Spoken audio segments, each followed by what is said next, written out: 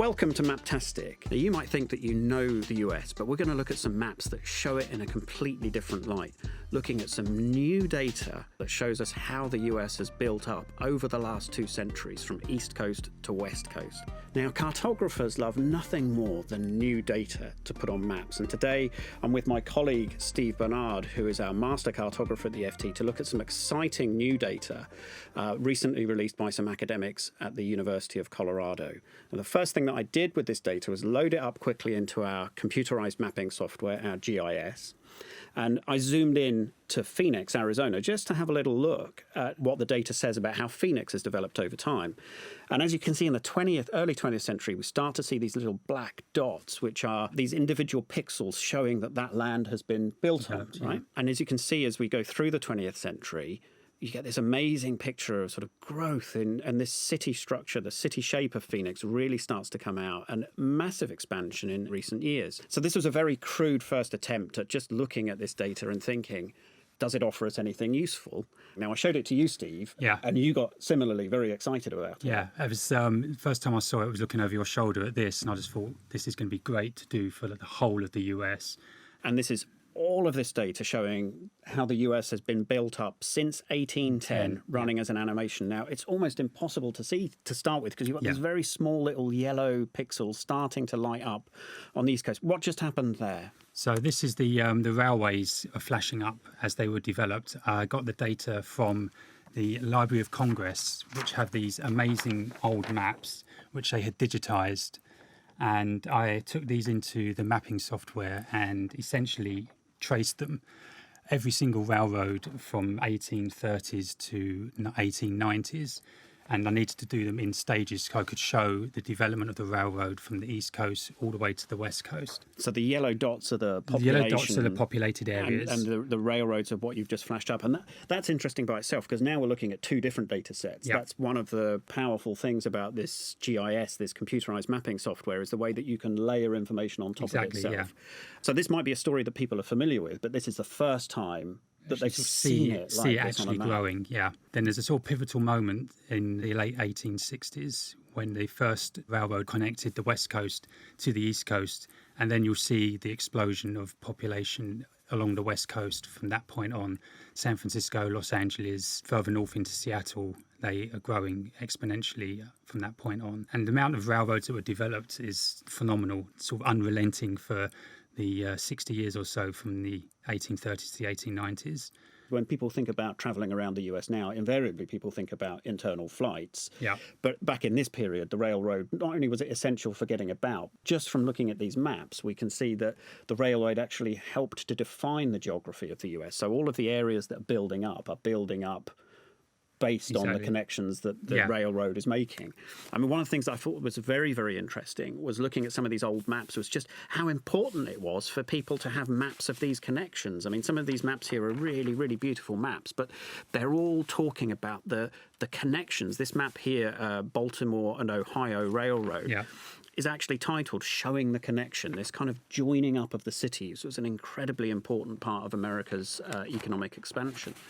This one here, the map of the canal and railroads of the US, it's almost like a still from your animation. It was painstaking tracing all of these because obviously each map was slightly different projection, which means I had to what's called georeference it, which basically turns this map into like a rubber sheet and allows me to stretch it inside the mapping software to get it exactly into the projection that we're using in the final animation. After 1956, the US highways decided to build what is now known as like all of the interstates in the US, and which again just enhanced the connections between the cities and made it easier for people to mobilise. And we're seeing highways on the animation where, although it's still allowing us to go east to west, it's actually connecting up more of the country. So the interstates are going to places that not even the railroads necessarily were going. So again, another layer of geography telling us something a little bit more about how the US was developing at that time. The really interesting thing at this stage as well is you can already see, this is so looking at 1970, just that difference in density between the east and the west. And that kind of the open road is really sort of the Midwest and out west. That you can see that. I mean, they look very, very sparse and isolated, the roads. Whereas a lot denser sort of connections over on the East Coast. Very, very stark. A lot of that's to do with farmland areas in the Midwest, which a lot of the areas given over to agriculture as opposed to large sort of cities. So this is just showing exactly what areas of land have been developed since 1810 through to 2015. I added another layer showing when each parcel of land was actually developed. So before, the yellow just meant it's been built. It's been on. developed, yeah. Now the colour is showing us when. When, yeah. Okay, so let's just interpret that colour ramp a little bit for us here. So the very earliest settlements are coloured yellow. Yeah. So we can see that's over on the East Coast there, Massachusetts lighting up, for example. Then it becomes red, orange, red, and through to purple. So the more purple you see on the map, that's recent development. Yeah, so a lot of the southern states, you can see a lot more purple than obviously the East Coast, Massachusetts, Boston, New York. But still some of the orange on the West Coast where Los Angeles, San Francisco were connected by those early railroads. Just it's worth pointing out there is still a lot of this data set that uncertainty is still a part of any big data set. But this one in particular, there's still big chunks represented by this teal sort of colour. Lots of big Michigan. There's some ambiguity. Yeah. I don't think that stops us thinking that this is a very interesting way of looking at the US, but it's kind of important to know that no data set is perfect, even when you put it on a map. Yeah. The thing that's fascinating for me about using these computerized mapping systems is that you can zoom in and zoom out freely. And so we're going to go live into the GIS now, right? Yeah, to have so a this look is at some of this data. So this is the application I use to create the animation and the maps. It's called QGIS, which is an open source software which anyone can use for free. One thing I looked at initially was the 40 metro areas which had populations over 1 million, and seeing how they had changed individually over the 205 years that we have in the data set. Chicago just grabbed my attention immediately, A, because it's sort of a famous city that everyone's fairly familiar with, but the way that the city has grown in those early years, you can really see very clearly, if I just turn on the railways over the top, how the early developments and settlements were following along the railroads. So this is using the same colour scheme that we were looking at before. Exactly, so the yellow areas are the older areas, with the purple being more recent. So that is fascinating. You get this kind of sort of spidering, spider's web sort of structure building out of the centre of town. That's instantly recognisable, absolutely. Where else was interesting? So what we're going to see here is going to be the population growth from 1810 to 2015 in the downtown area. It's not the whole metro area of Phoenix Mesa, because the census data doesn't cover that whole area, because obviously it's expanding all the time. The map might show us when it was built, but it doesn't actually show us an awful lot about what's going on there. Yeah. The population data is going to show us actually when did the people arrive. Yeah, right? exactly. Well, you'll get a sense, obviously, in the beginning, as in your map, there's not a lot going on It's a dormant period for Phoenix. The odd thing pops up in the late 1800s, but after that, it's just an explosion. Now And we if you start look to see it go, yes. carefully at the population map at the bottom, chart at the bottom, it really does grow exponentially in the past sort of 40 years or so. So the really interesting thing looking at that animation is actually there was a lot of growth in the built area before you started to notice a real increase in the population. And in fact, most of the area had been built on before the population density presumably really ramps up. So that's fascinating, being able to see the sort of geographical spread of the city relative to the sort of density of population living in that area. The population has pretty much tripled since like the 1970s, which is quite an explosion. There are other cities as well, though. There are indeed. Worth looking at. And in fact, the population charts that you've created there are really, really interesting, because one of the things we see when we look at all of the US, those major metro areas, is that there's an interesting pattern repeated across several cities. Indeed, yeah. A lot of the new cities like Phoenix, San Antonio, San Diego, San Jose, they're the success stories of this urbanization, but they're also some of the lots of cities that are being left behind.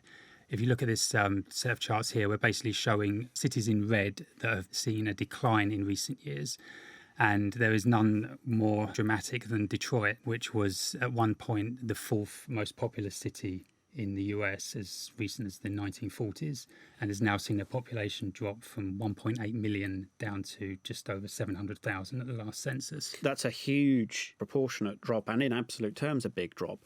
The interesting thing looking at the chart there is that decline has been going on for a long time. Yeah. So the peak was back in the middle of the 20th century, and there's been a long-term decline since then. How can we map that back onto the city maps? Looking at Detroit, what I'm going to map on now is the bottom 20% of income, so the poorest families, and also the highest vacancy rates, where they coexist at the same time.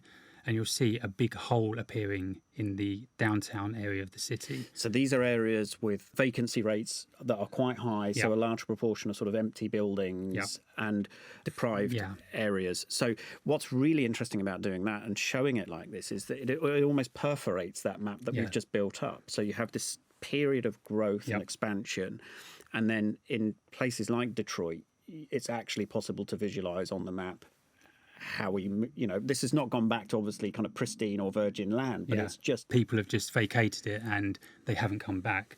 This data is 2010 census data.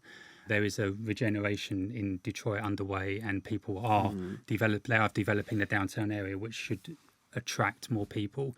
But it's fascinating to see that a lot of these highly vacant areas and poor areas in the cities across the Rust Belt are predominantly in the older part of town. If you look at this sort of the orangey sort of area, is basically where most of the deprived and poor areas are.